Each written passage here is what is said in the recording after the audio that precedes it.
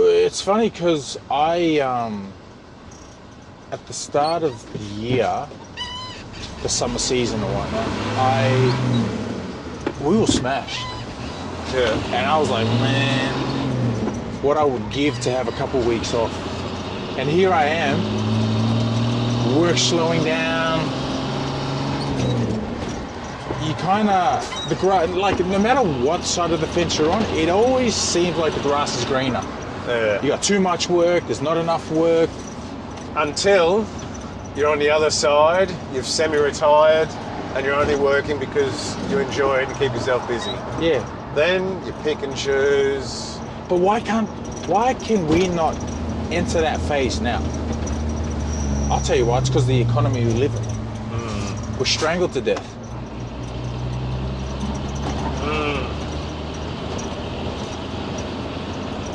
Are you able to live that kind of a lifestyle? Or, like, is it just reserved for the retiree where they're able to just work whenever they want, not have too much of a care about, you know, got to pay this off, got to pay that off? Well, you can't really do it until you've paid off a house, can you? Because you'll have a mortgage or rent. So we're assuming when you retire, like, everything's paid off? We assume so, yeah. Yep. You've still got to pay certain fees and whatnot, but that's just the occasional job you're on there. So it's really essentially about, comes back to the cost of living that everyone hears about. Yeah. Rent's so high, and mortgages are high, like you can't buy houses. Yeah. Back in the, 50s, 60s, 70s, people were buying houses. Yeah. You know, they were buying houses because land wasn't that expensive. Yeah. Their income was not great, but I mean, stuff didn't cost very much. Yeah. They also didn't have very much. Yeah. But they also didn't need very much. We think we need more than what we have. Yeah, true. So basically, it's just too expensive to buy a house. Too expensive to buy land. Materials to build a house. Okay, do we have to have a house? If you've got capital, your renting is fine, I reckon. Because that money's making money. Yeah. And someone else looks after your house. But if you don't have anything, then you're just paying off someone else's house. So can you live like that retired life of work whenever you want to work? Say you don't even have a house, right? You don't have too many assets, but you're still a good quality person. You still contribute to the community in whatever way, shape, or form. You're still a valued part of your family and your friendship circle, but you just choose to, like, your only main responsibility would be just rent, food, all that stuff.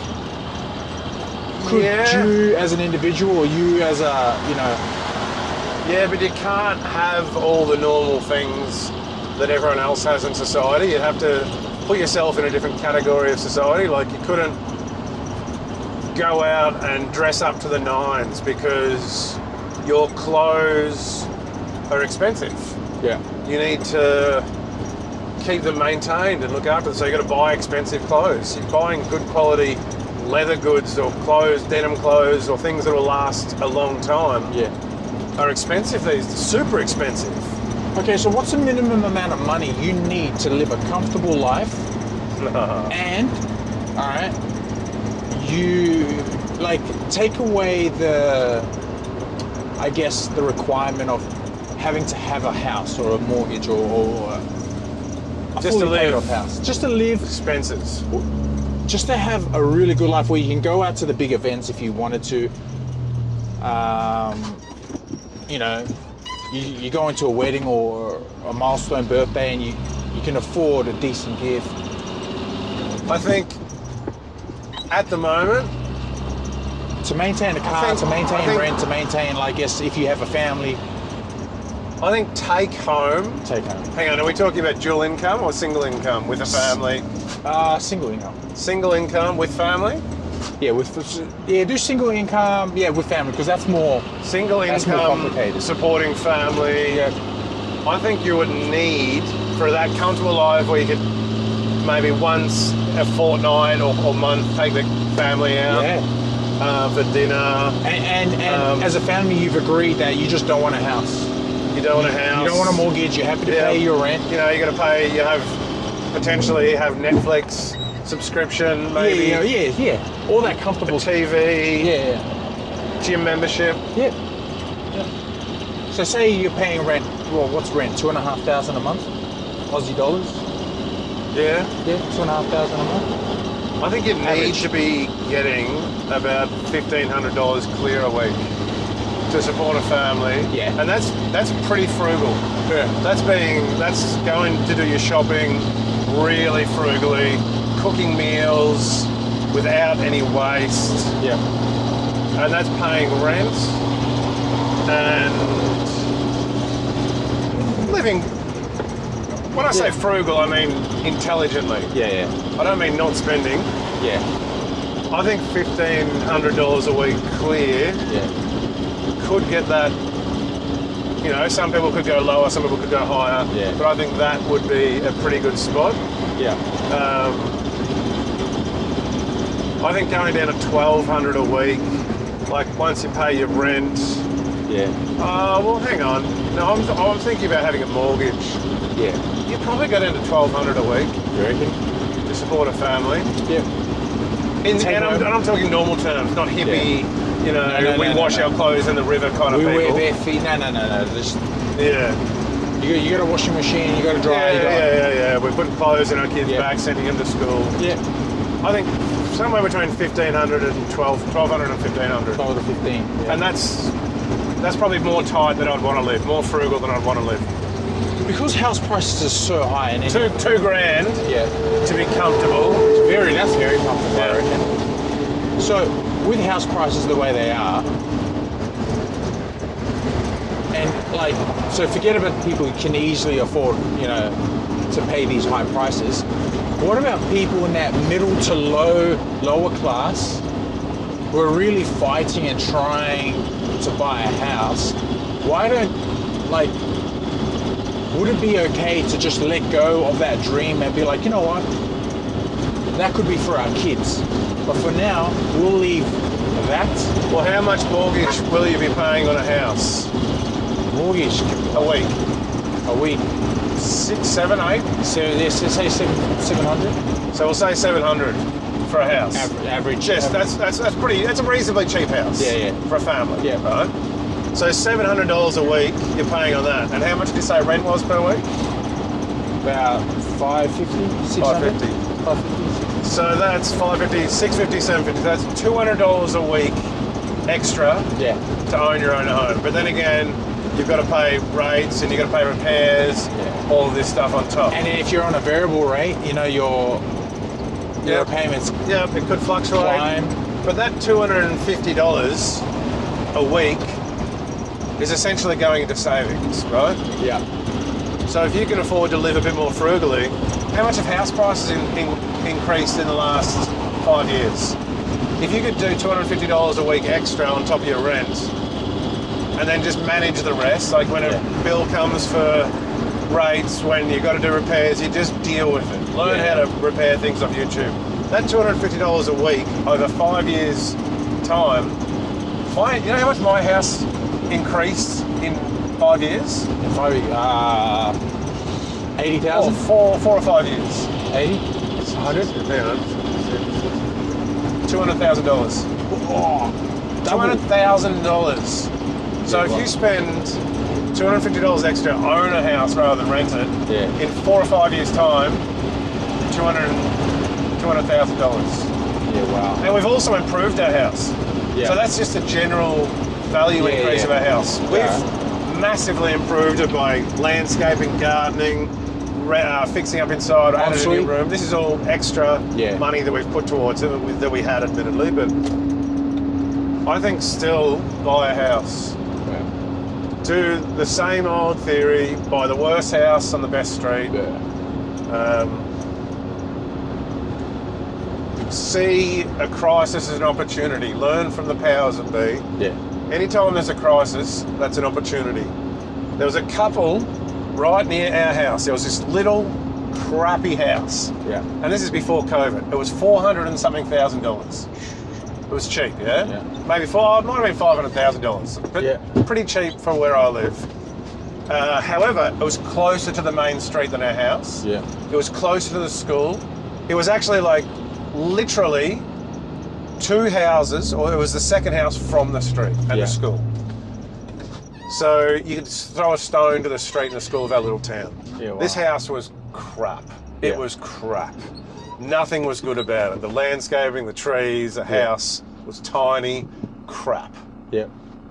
It was for sale for ages. We looked at it when we were looking at buying a house. Like, nah, it's crap. Yeah, okay. This young couple bought it. They must have been builders. Yeah.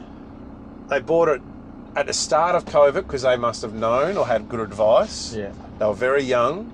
They bought this house and they spent all of lockdowns during COVID tearing it apart, renovating it. Yeah. After COVID, they did spurts of work because we're all the locals will walk past this house and see what they've done on it. Yeah. They've done some beautiful landscaping. They've put up fences. They've redone the entire house. And then, obviously, once they waited and had some more money for however they get it, they added a whole extension out the back on the house. Oh, now Jesus. they've got one of the best houses On the street. on the best street, closer to the shops than all the other best houses, because they bought the worst house and they committed to it. Yeah. So, if you're willing to work, that's fine, or if you're smart enough to flip houses, then give it a lick of paint and do that. But this young couple, they were smart and they worked hard. Jeez. You've got to be smart and work hard and sacrifice. Can the hard work be removed from the equation of success? How do you mean? Well, you just said that this couple worked hard Yeah. on the worst house and turned it into almost the best house on the best street. Yeah. And as a result, the fruit of their labor is an exaggerated now market value of the price. Yeah, it's that probably they bought worth it like for. 900. Yeah, so it's over doubled. Probably, I reckon, yeah. Okay. By looking at it, knowing the prices. So, my question is, the hard work, that's what everybody talks about. Oh man, got to grind, got to this, blah, blah, blah. In order to be successful, is there a way around hard work? Opportunity, identifying opportunity, yeah. Relationships. You make the right, well, they say networking, you know, that's who you know gets the job. It's so true. Yeah. If you know the right people, you make the right connections, you make the right moves, you say the right things, you get promoted in a company. It's the person who's managing isn't always better at the job. They're better at talking to the higher powers, better at talking to their boss. Yeah. That's how they get the job. It's relationships, opportunity. I think you were saying something the other day about, we'll talk about luck. Yeah. And you said something about identifying opportunity. Yeah, I heard that. something? I heard that the definition of luck is preparation meets opportunity. Preparation meets opportunity. So let's look at that young couple. Yeah, they worked hard, but admittedly, they could have bought that and just sat on it and done nothing and still sold it for another 100,000, 200,000. Yeah. So they put hard work into it and they got more out of it. So I guess preparation, which they were ready for, obviously they had all the tools and vehicles and whatnot. I guess hard work and sacrifice just exacerbate your decisions. You exacerbate your good Fortune. Yeah. Yeah. But there's very smart people who deal with just money, buying and selling.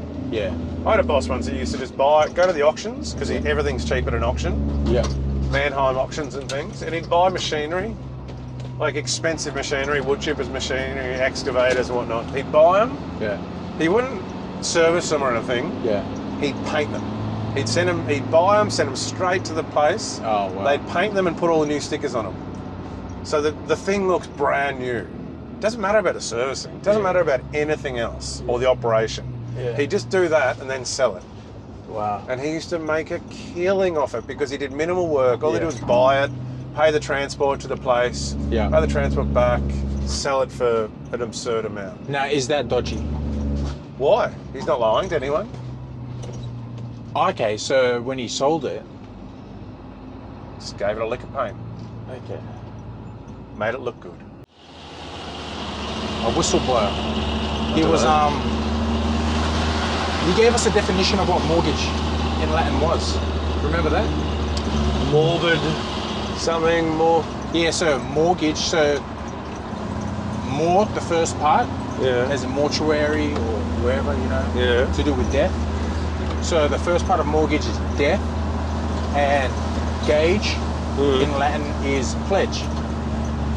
So it's a death pledge. Yeah. It's a financial death pledge, which is what a mortgage is. Oh, so you're really leaning towards this no mortgage idea. Yeah, well, if you rent, your rent, your house repayment, even though it's not your house, that is it. You know what I mean? Unless it goes up 4% or whatever it is, CPI follows that, inflation or whatever, goes up $50 a year.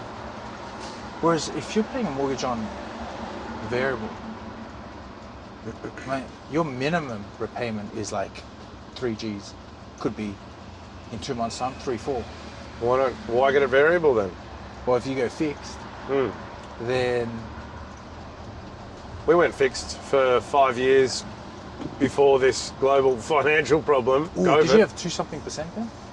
Something low, but it was only half of it was fixed because I wanted it all fixed Yeah. and Leanne didn't want any fixed. So we made a deal and fixed half of it. Yeah. And I won that one. Yeah. Yeah, wow.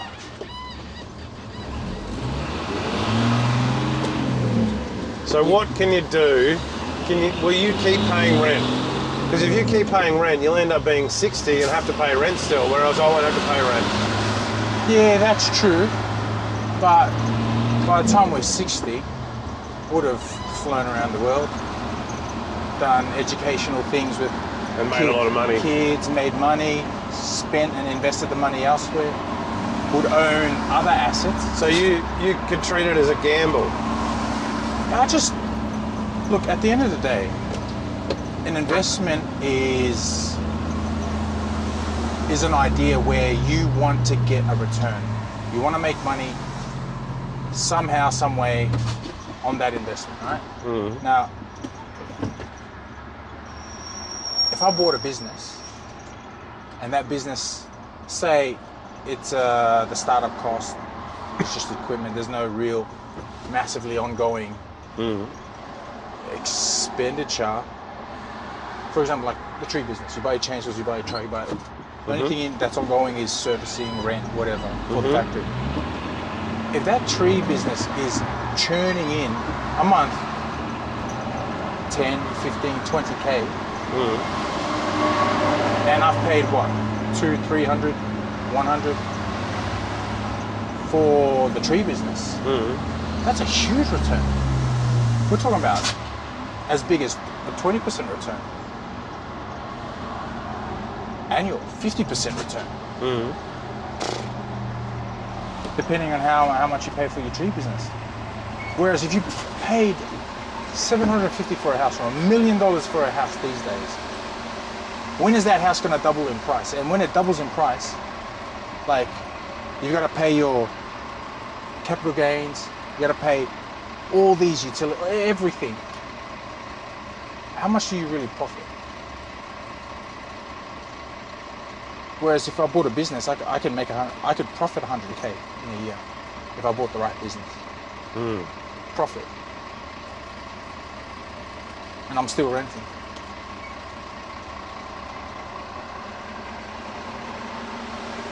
You know what I'd love? What?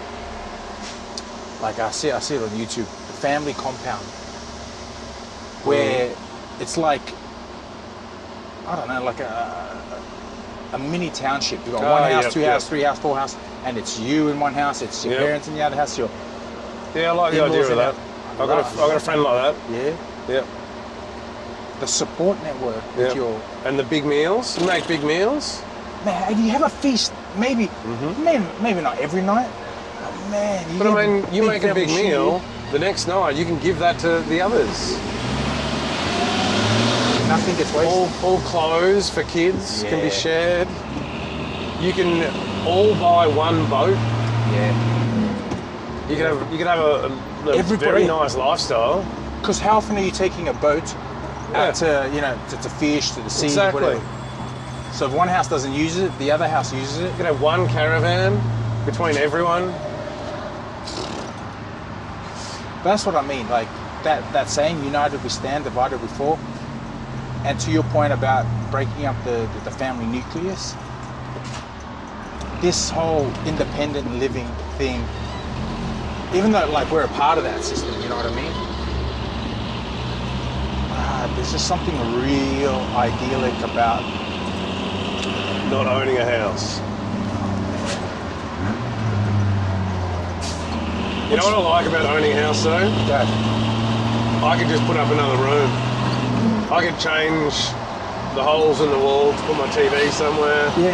I could put vegetables in the garden knowing full well that that's going to benefit the vegetables 5 years from now because I know I'm going to be there. Yeah, that's true. I can plant a tree knowing that one day my kids might live in that house. Yeah. Feels good. Financially, is it a good idea? I don't know these days. I think back in the day when property and houses were relatively cheaper.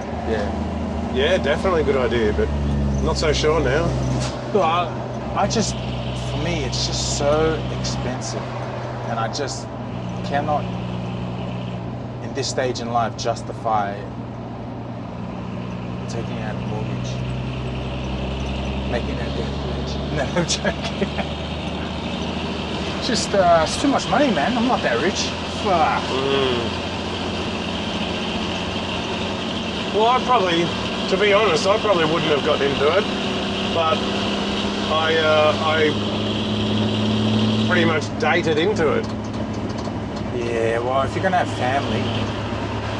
Yeah. You got family? Yeah, but I'm just saying it's